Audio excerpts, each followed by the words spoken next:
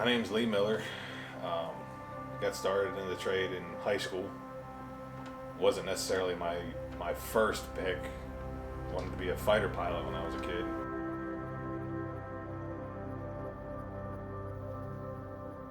Got told I was too tall for that, and when I was about my sophomore, junior year, the shop teacher said we're going to weld today, and it kind of blossomed from there. Been doing it for the better part of 18 years now.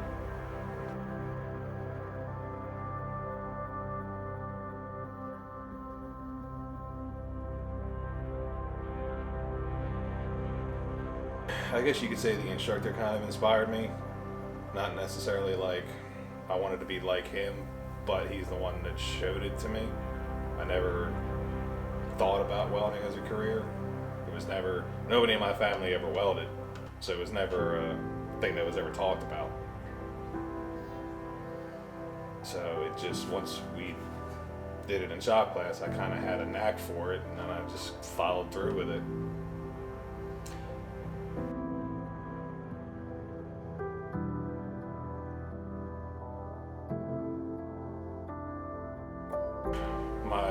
My dad is a mechanic, been a mechanic all his life, worked on, as far as what he's worked on, it's easier to tell you what he hasn't worked on, and that's trains and planes.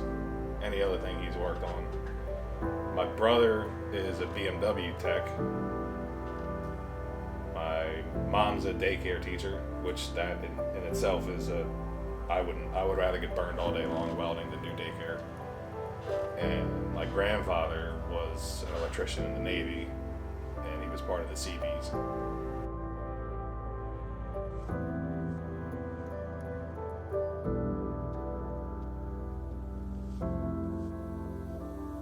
Typical day, if I'm starting a project fresh, I get the job, order the prints, collect all the parts, lay out anything where all the parts go, correctly following the print. Look at weld symbols, designations, sizes, things like that. And once everything's ready, go ahead and weld it up.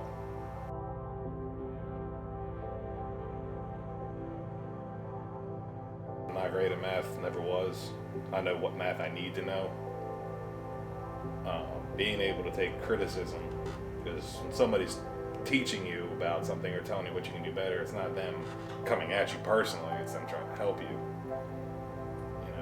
The people that think they're the greatest are the ones that need more time doing something.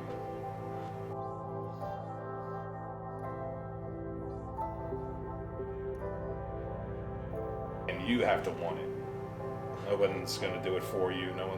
Nobody else can make you better but yourself. So if you don't want to get better, and if you don't want to put the time and effort in, you're only going to be as good as you're going to be.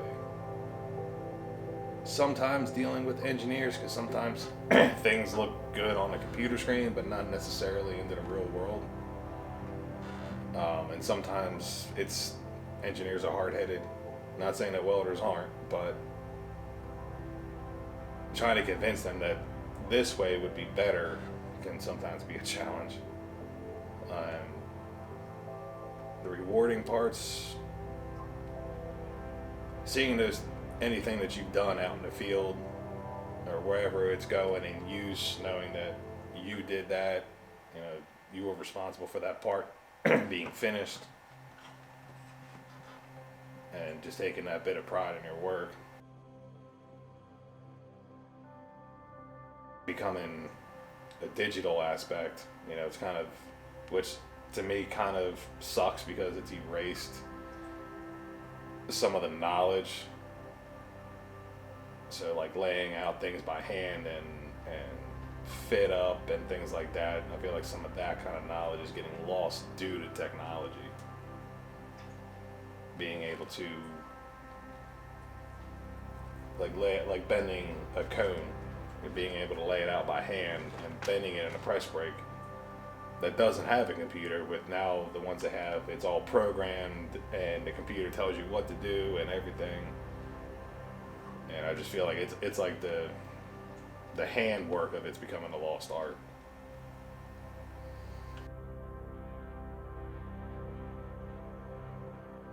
Yeah, good welders are in demand because there is a difference in a welder versus a person who can weld.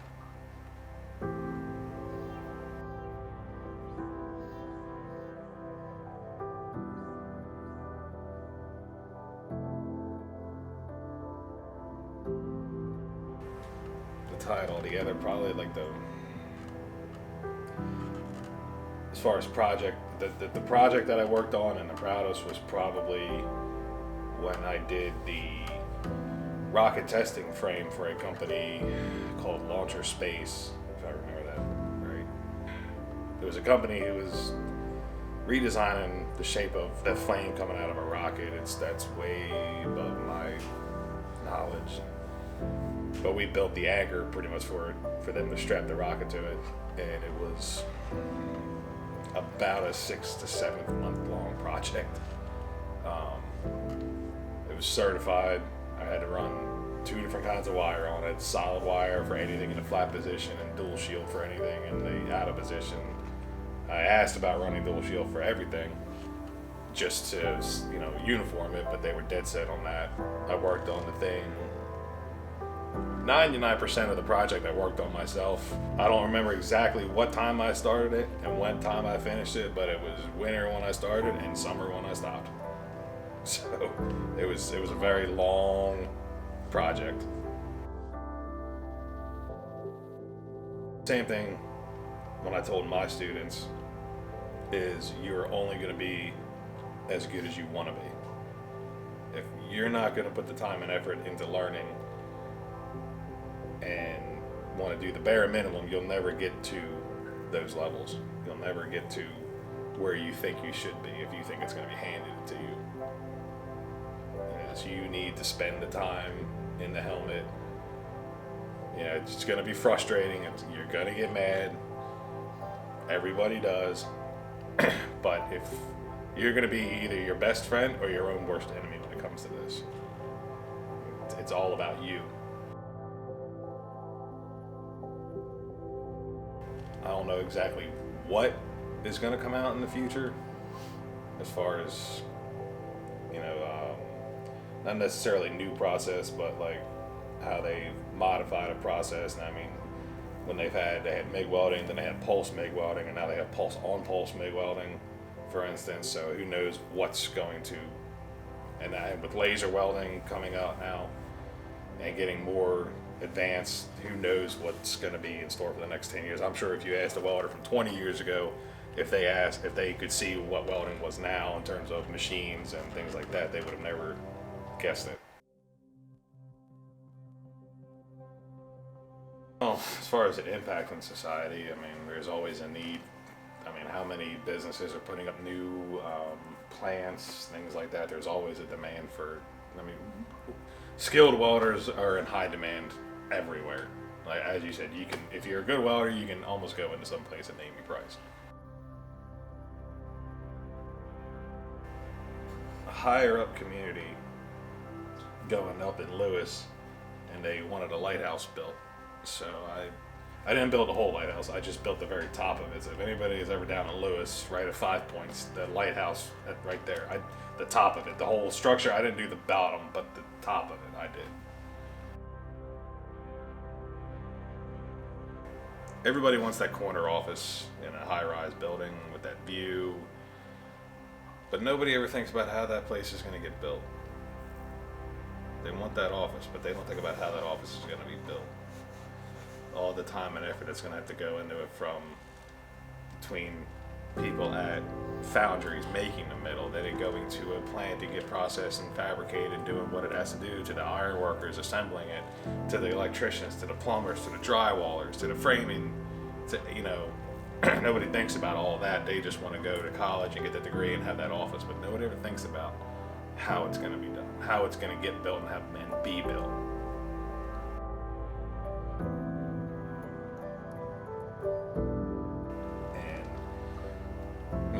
In schools nowadays, when I was in high school, we had welding, but not long after I graduated, they got rid of welding. They got rid of shop class because they were worried about kids getting hurt. Went to like a kind of a, not necessarily a trade school. Like I went to a night school and learned it. And everything else I know is from doing it.